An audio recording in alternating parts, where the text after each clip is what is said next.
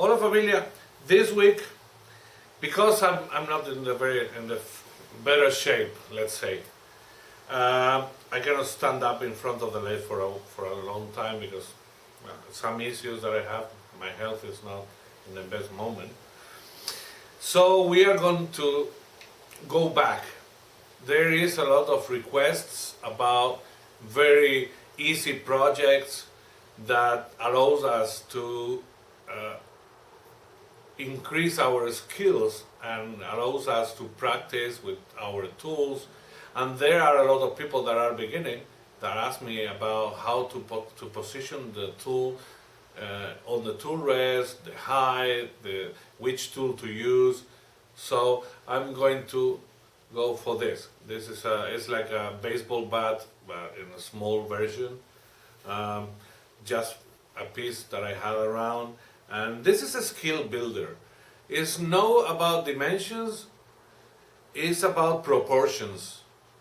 So allows us to slowly work a little bit in our three-dimensional view of everything. So I think it's quite pleasant to the view. And then it is a skill builder project with all the beads that we are gonna make at the handle with the final knot, and then trying to have the transitions slow and easy and pleasant to round, no flats anywhere. So it's very easy, but it's a skill builder. And for those of you that are beginning, this is a recommended project. So let's go to the lathe and see what's going on. Well, we're going to begin. This is a 3x3 piece. We're going to begin from the beginning, which is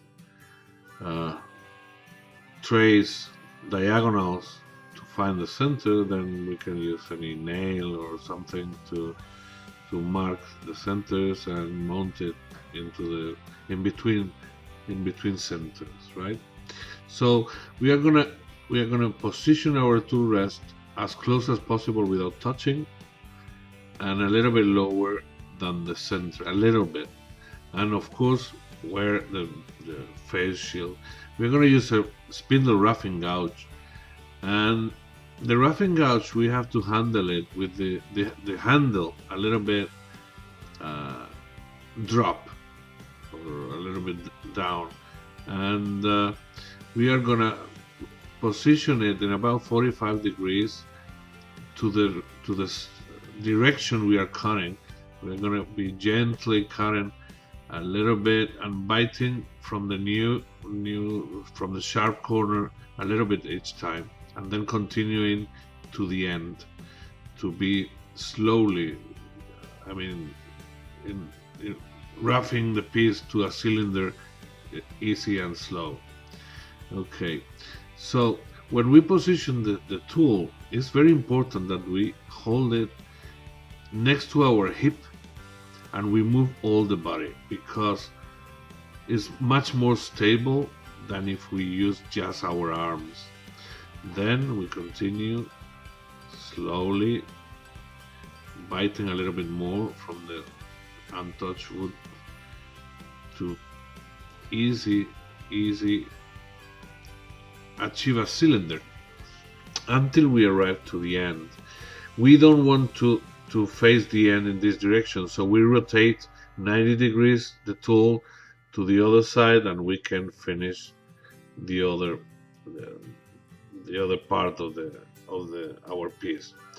Now, when we arrive to this point, we begin to think about shape. Okay, so the first thing we're gonna do is go down until our desired diameter, and here is when our sense of proportions begin to work.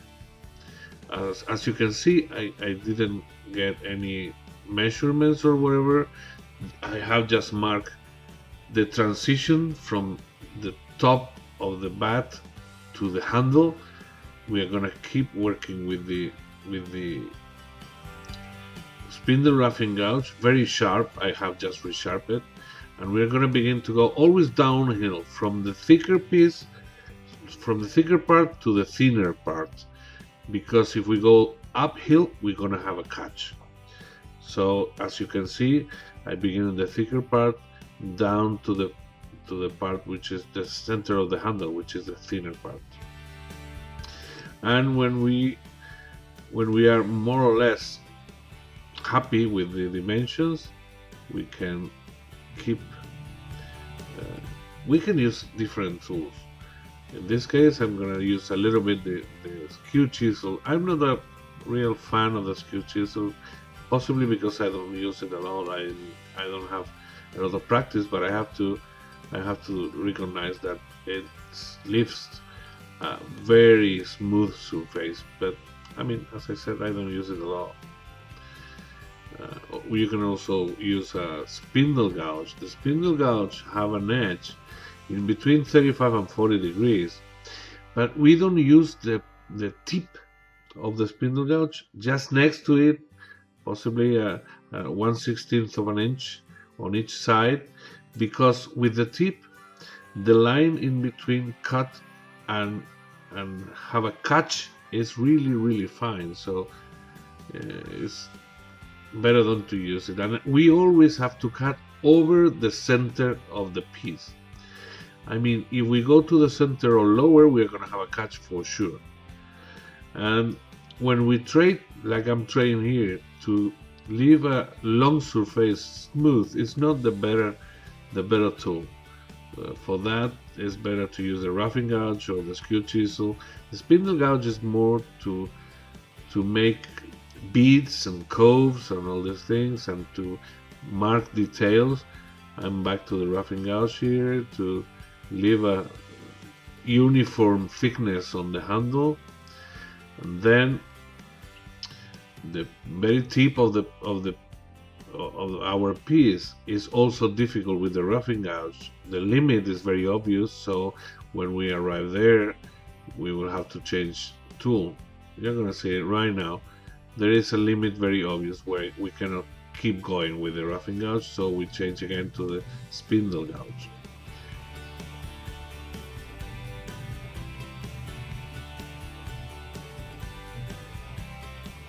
Okay, and now, as you can see, I was using a big spindle gouge. Now I'm gonna begin the detail, the beads I want to do in the handle. First, I'm gonna trace it with a pencil to allow you to see it better, and then I'm gonna use a smaller spindle gouge because it's more useful. As these are small beads, the smaller spindle gouge is better, or is easier. The way to do that is cut, as I said, with a little bit on the side of the tip, very slowly. You begin the cut on the top of the bead, and then you raise the handle and turn the tool slowly to keep going in the contour of the bead. And then we are going to do the same thing to the other side. You see here, I think here you can see it much better, how we can turn the tool and raise the handle to achieve a uniform series of beads.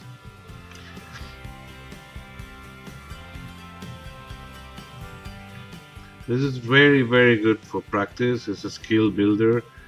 It's something that we are going to use in nearly every project. So it's very useful to do something like this. As much as you do, as better you will handle you will use your tool in a shorter time to master the technique. Then it's sanding time.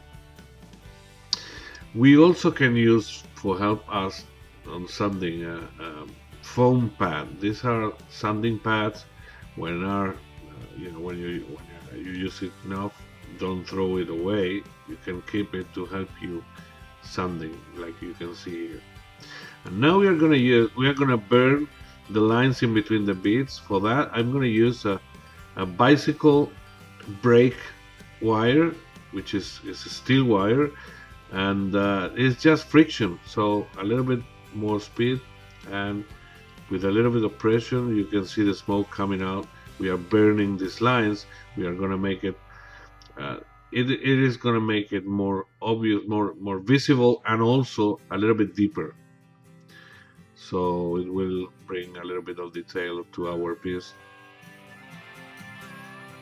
Once this is done, we have to sand or finish sanding